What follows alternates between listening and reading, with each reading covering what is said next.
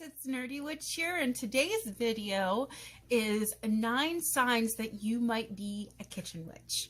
Now, if you've watched a few of my videos, you know that I self-identify as a kitchen witch, so I felt like this is a really good place to start talking about my practice.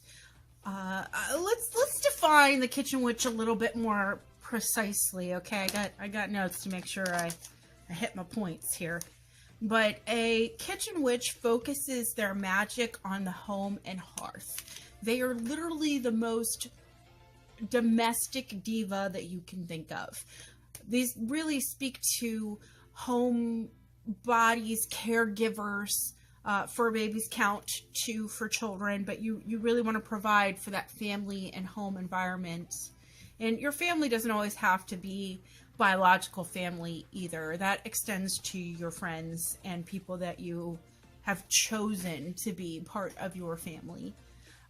They use environmental energies, essential oils, herbs, and everyday objects. This is more of a kind of a found kind of magic. You're not going out of your way to the occult store to pick up items. Kitchen witches tend to be very practical and not overly strict in their practice too. You improvise on a fly. Intentions kind of go into everything that you do.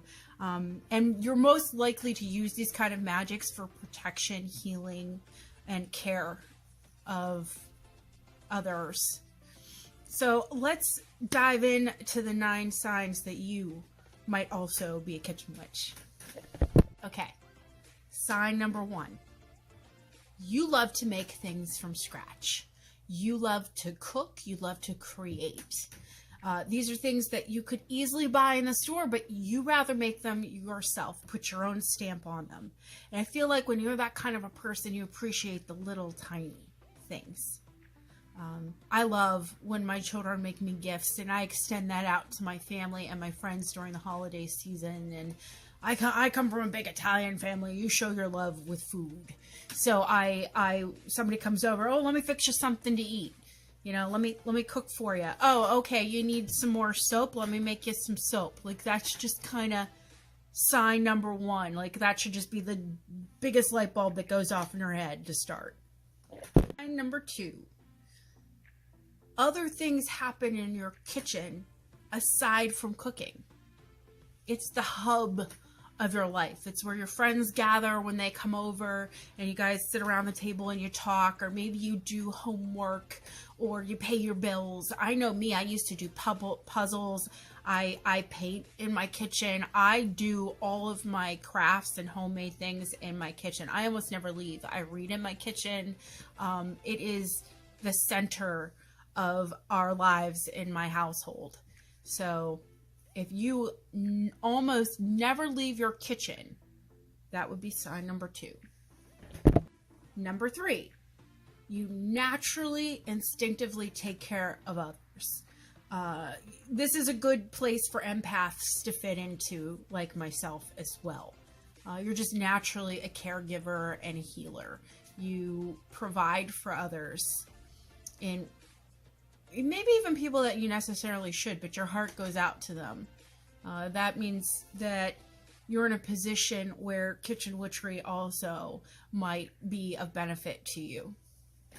Number 4, you're naturally drawn to nature and animals. This shouldn't be like a big tip up, but that's a real big part of witchcraft is nature and animals.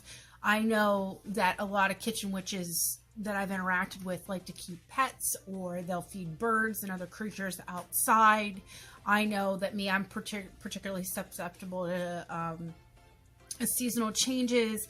I embrace each season. It's actually really hard for me to pick my absolute favorite, but there's merits and benefits to all of them because I feel like all have impact on my mood, and it's another cause of celebration, new flavors in my kitchen, new things that I'm doing for my friends and families, and the cycles of the moon kind of affect me and my moon time, and they're all something that speak to me, and I feel like there's a certain power in that, and if you have that, you might also be a kitchen witch. Number 5, your pantry is fully stocked. There's a certain aesthetic and physical gratification in having everything you need in your kitchen at any time. You need to have a huge assortment of spices, of teas, of flavors, of ingredients available to you at any point. This is creating the realm of possibility, which is essential, I feel like, to being a witch. There's opportunity, and you are ready to go. 6. Pomp and circumstance do not impress you. You don't have delusions of grandeur. You're not trying to be some impressive high priest of something or other. You're humble. Kitchen witches don't have this overinflated sense of ego that causes delusions of grandeur. You are fine with how things are. You don't need to aspire to luxury or grandiose plans because, again, everything is centered around your home and your family and just having enough, not in excess. Number 7, you appreciate tradition. I am a big sucker for some of my family traditions of dyeing eggs at Easter and the first new day of the year cleaning out the house. When you honor your family's traditional and cultural abundance, you're inheriting a kind of craft that you can then carry on in everything that you do. I love to bake for my family at Christmas because that's what we do. And I'm not necessarily the most conservative, traditional person you've ever met because I'm not prescribing to the 50s household that my parents were raised in. But things that we've done seasonally and culturally, I love. I learned how to make pierogies from scratch, that kind of stuff. Little things that they've done, I'm trying to now pass on to my children, and I celebrate every year with. Speaking of which, if you want a video on how to make pierogies, you might want to comment down below. Number 8, you have very vivid dreams that you remember. When you have very vivid dreams, you're actually in tune to the other world and to magic and to the energies of things going on around you. You're in tune to your subconscious and you're open to receive messages, which means you're open to start practicing. You might be good at scrying or reading tea leaves. And those are kind of some hallmarks of kitchen witchcraft. So if you remember your dreams, Christ, if you can lucid dream on top of it, you're a good candidate. Lastly, my favorite. Old wives' tales and remedies are things that you use.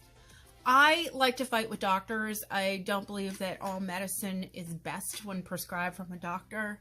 I like to sort colds with apple cider vinegar, and I'll take Epsom salt baths. And, my doctor like, oh, that's just old wives' tales. That's not going to help you. Here, take this medicine that the companies pay me a bunch of money to prescribe. No, screw you. Okay, there's healing powers in herbs and in things that my family passed down to me. Weird things. Like my family's devout Catholic from Poland, okay? And my grandmother swore by rubbing Noxzema on her feet to help ease pain associated with her diabetes. And these are things that stuck with me. In fact, when I first started my practice, I bought herbal remedy books, an herb Bible, different teas and tinctures and things that I could self-treat myself and my family. So if you like those kind of things, that is probably a good nail in the coffin that you should be a kitchen witch. And that's it for today's video. I just wanted to go over the signs that you might also be a kitchen witch. Not everybody has to be practicing hermetic Golden Dawn practices. You don't need a higher banishing of a pentagram to actually be able to practice and engage and be functional as a witch. You don't have to spend all this money in the occult shop. You don't have to import crystals from Russia. You can use things in your house, in your kitchen. You can use your own power. You don't always even have to invoke a deity. Some kitchen witches actually don't have deities that they talk to. So you don't have to be some sort of devil worshipping pagan or some shit to be a kitchen witch. It's incredibly practical just to delve into those practices and to start feeling the magic in your everyday. You're making possibilities happen. So I invite you to bring a little magic into your everyday. I want you to take care, and I want you to put all your love and all your intentions into everything that you do, because that is the best possible way to start being a witch. Please subscribe. Please comment down below. And if you want to, you can always follow me on Instagram and see some of the things that I'm cooking up. If you ever want to see it on a video, just comment on there as well. So that's it for today. Bye, witches.